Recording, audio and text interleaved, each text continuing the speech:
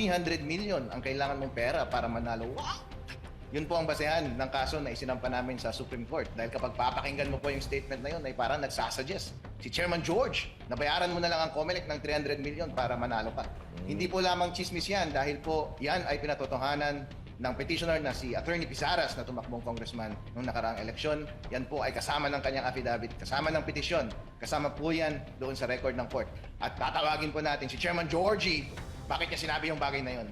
So far, ang explanation ni Chairman George, yun daw yung expected na magagastos during nung campaign.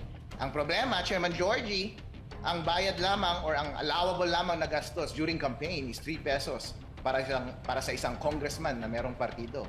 In the case of Congressman in the case of Congressman candidate Pizaras at the time, 900K lang dapat yung sinabi mo.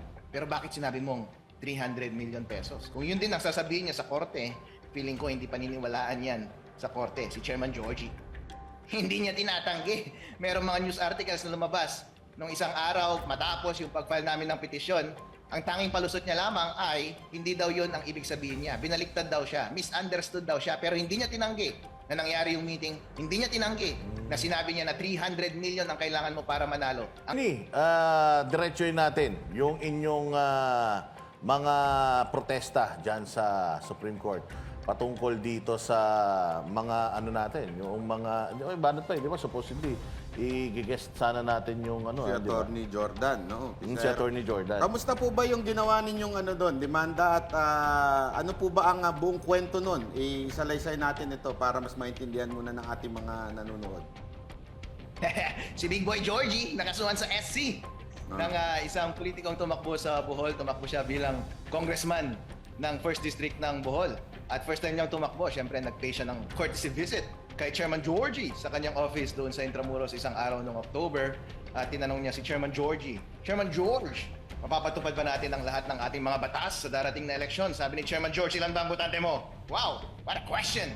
Ang sabi ng kandidatong yon, Sir, 300,000 po. At sabi ni Chairman Georgie daw sa kanya ay 300 million ang kailangan mong pera para manalo. Wow!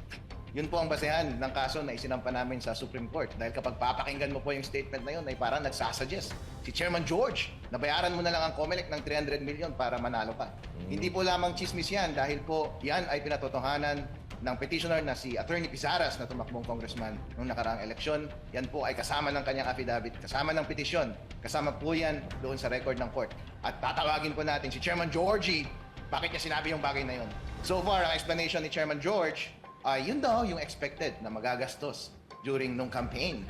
Ang problema, Chairman Georgie, ang bayad lamang or ang allowable lamang na gastos during campaign is 3 pesos para sa isang congressman na merong partido. In the case of in the case of Congressman candidate Pizaras at the time, 900K lang dapat yung sinabi mo.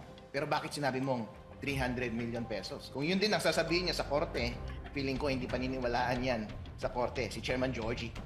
Pero di ba ho ang isang COMELEC chairman impeachable na ano? Na bakit demanda sa Supreme Court ang inyong final? Impeachable po ang isang COMELEC chairman. Members ng commissioners ay impeachable. Pero para mag-start ng impeachment, kailangan mo mag-start sa House of Representatives. Ang dapat na mag-initiate niyan, isang member ng House of Representatives. Or pwede rin mag-initiate ang isang private na tao, pero dapat endorse siya ng isang member ng House of Representatives. So far, wala pang sumusuporta para sa isang impeachment sa mga commissioners ng COMELEC. Kapag meron nakikinig na mga congressman ngayon dyan sa House of Representatives, kung gusto nung i-endorse yung impeachment na ipafile ni Attorney Harold Respicio, tawagan nyo lang ako. Madadraft kaagad natin yan at i-file na natin kaagad. Pero habang wala pang congressman na gusto mag-endorso ng impeachment laban sa mga COMELEC commissioners na ito, nagsampa kami ng pinakamagandang paraan, legal remedy, para mapanagot ang lahat ng mga loko-lokong gumawa ng kamalian nung nakaraang eleksyon. At ang pinakamagandang venue na gawin yan ay ang Supreme Court. Dahil po, may lalagay kagad natin, may sasalang kagad natin sa pinakamataas na korte sa ating bansa. Mananagot kagad. They will be held to account para sa kanilang lahat ng ginawa nung nakaraang eleksyon. At maririnig po natin yung mga opisyal na sagot ni Chairman George Garcia ng mga commissioner. Bakit nila ginawa yung mga bagay-bagay na yun? Bakit nila pinalitan yung software? Bakit nila pinakialaman yung data habang pinapadala mula sa ACM papunta sa mga servers? Lahat po ito, kapag papakinggan ninyo, maling-mali talaga. Ngayon, pakinggan natin yung kanilang mga palusot. Attorney, sinasabi nga niya, di ba, na parang hindi naman daw yun direktang pagsasabi na bigyan siya ng 300 million. Pero yun ba, ibig sabihin, hindi niya itinatanggi na sinabi niya yun? Hindi niya tinatanggi. Merong mga news articles na lumabas nung isang araw matapos yung pag-file namin ng petisyon.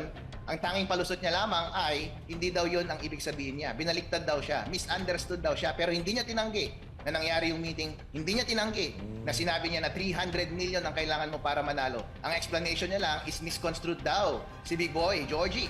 At ang ibig sabihin lang daw nun ay kailangan mo ng 300 million pesos para legitimately magastos ngayong kampanyang ito. Pero sir, napakalayo niyan sa 900,000 pesos na allowable na expenses lamang ng isang kandidato. Anong mga, ano ba ang parusa sa ganyan? Kung sakaling mapatunayan na ganun talaga ang sinabi niya, ano bang parusa?